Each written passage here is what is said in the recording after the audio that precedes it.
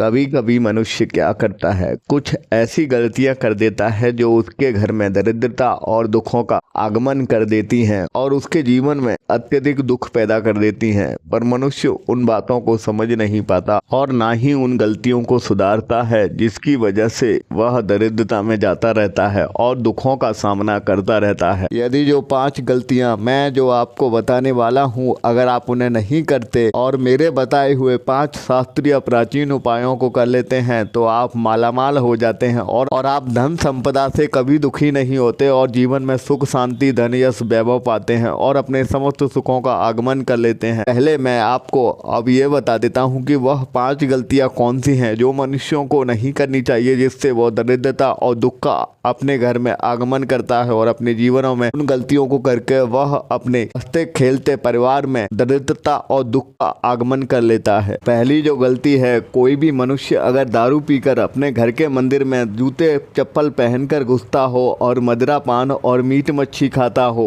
वह कोई भी मनुष्य मदिरा पान या मीट मच्छी खाकर किसी धार्मिक स्थल के तीर्थ के दर्शन करने जाता हो तो वह दरिद्रता को आगमन करता है। या अपनी दारू पीकर या घरेलू हिंसा करता हो, अपनी पत्नी से मदिरा पान कर या बिना मदिरा पान कर भी अगर घरेलू हिंसा करता हो तो घर की महिला पर हिंसा करने से भी बहुत बार देखा गया है और शास्त्रों में भी कहा गया है, जिस घर में स्त्री खुश नहीं होती उस घर में लक्ष्मी का वास नहीं होता, उस घर में दरिद्रता और दुख ही आता है। तो यह पहला नियम था, मैंने आपको बताया। तो कभी भी आपको मीट मच्छी मदिरा पीकर अपने घर के मंदिर में नहीं जाना चाहिए और जूते चप्पल पहनकर खास करके अपने घर के मंदिर में नहीं घुसना चाहिए, क्योंकि यह सब चीजें दूषित होती हैं। जो दूसरी गलती है, मनुष्य को कभी नहीं करनी चाहिए। पहले तो भगवान का कोई कैलेंडर लाकर घर में रखना चाहिए, तो गंगा जल छिड़कना चाहिए। यदि वो कैलेंडर धुलधुला हो गया है और उसकी छपन मिट गई है तो उसे कभी घर के मंदिर में नहीं रखना चाहिए। या भगवान की कोई तस्वीर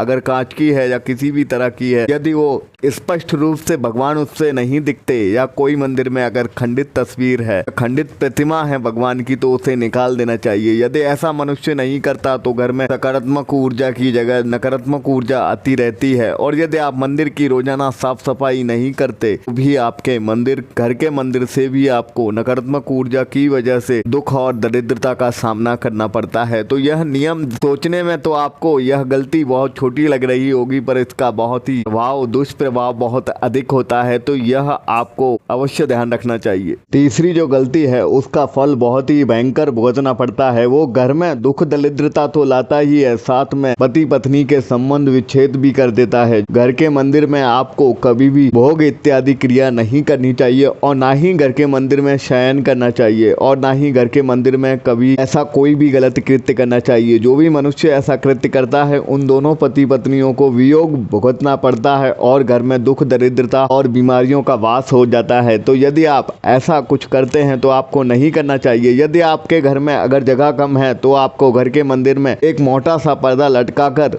उसके बाद आप घर के मंदिर में शयन कर सकते हैं, पर घर के मंदिर में अवश्य पर्दा लटकाना चाहिए। यदि आप इस तरह से अगर मजबूर हैं किसी भी मजबूरी के वश, तो आप घर के मंदिर में पर्दा लटकाकर शयन कर सकते हैं। चौथी जो गलती है वो आपको कभी नहीं करनी चाहिए। घर के मंदिर में जहां अपने भगवान होते हैं वहां बुजुर्गों की पितरों की तस्वीर नहीं लगानी चाहिए। बेशक वह पितृदेव होते हैं, पर देवों में और भगवानों में फर्क होता है। इसीलिए आपको घर के मंदिर के पास या घर के मंदिर में आपको कभी भी बुजुर्गों की गुजरे हुए बुजुर्गों की तस्वीर नहीं लगानी चाहिए, ना आपके घर के मंदिर में। वैसे तो यह गलती कोई नहीं करता, पर बताना मेरा फर्ज है। आपको घर के मंदिर में कभी भी अपने गुजरे हुए परिजनों का शव नहीं लाना चाहिए। यह गलती से आपके घर में नकारात्मक ऊर्जा और आपका घर का मंदिर का जो वातावरण है वो दूषित हो जाता है, जिससे आपके घर में दरिद्रता और दुख आता है।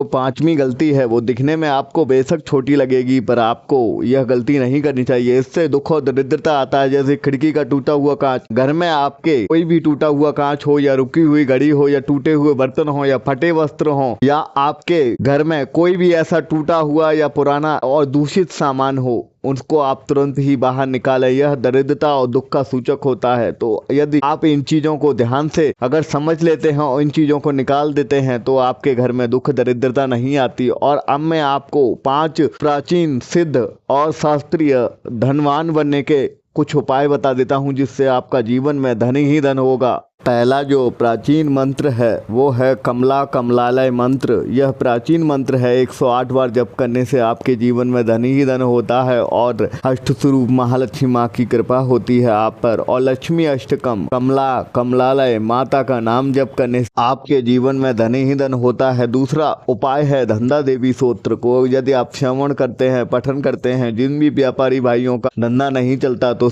धंधा देवी स्तोत्र से और धंधा देवी महालक्ष्मी माँ के नाम जप से आपको धन प्राप्त होता है और आपके जीवन में धन ही धन होता है। यह द्वितीय उपाय है जो प्राचीन और प्रसिद्ध उपाय है। तीसरा जो प्राचीन उपाय है वो है तंत्रोक्त महालक्ष्मी कवच। जो भी तंत्रोक्त महालक्ष्मी कवच का श्रवण अथवा पठन करता है उसकी हर विपदा हर व्याधा माँ दूर करती है और माता लक्ष्मी उस पर कृपा करती है, उसके घर में धन ही धन होता है। जो चतुर्थ है वो है माता के सहस्त्र नाम या माता के 32 नाम। जो माता के लक्ष्मी के 32 नामों को या सहस्त्र नामों को सुनता अथवा पढ़ता है उसके घर में धन ही धन होता है और उसके घर में अपार धन दौलत होती है। और पांचवा जो प्राचीन उपाय है लक्ष्मी दारिद्र्य दहन स्तोत्र और लक्ष्मी दारिद्र्य दहन मंत्र भी मैं आपको बता दूंगा। और यह सारे प्राचीन मंत्र और उपाय जो मैंने आपको 5 बताए हैं इससे आप सच्ची भक्ति और आस्था से कर लेते हैं। तो ये शास्त्रीय उपाय हैं, प्राचीन उपाय हैं, इससे आपके धन के सारे मार्ग खुल जाएंगे और आप मालामाल हो जाएंगे। और यदि ये गलतियां अगर आप जीवन में नहीं दोहराते, इन गलतियों को अगर जीवन में नहीं करते तो आपको धन संपदा और मालामाल होने से कोई नहीं रोक सकता।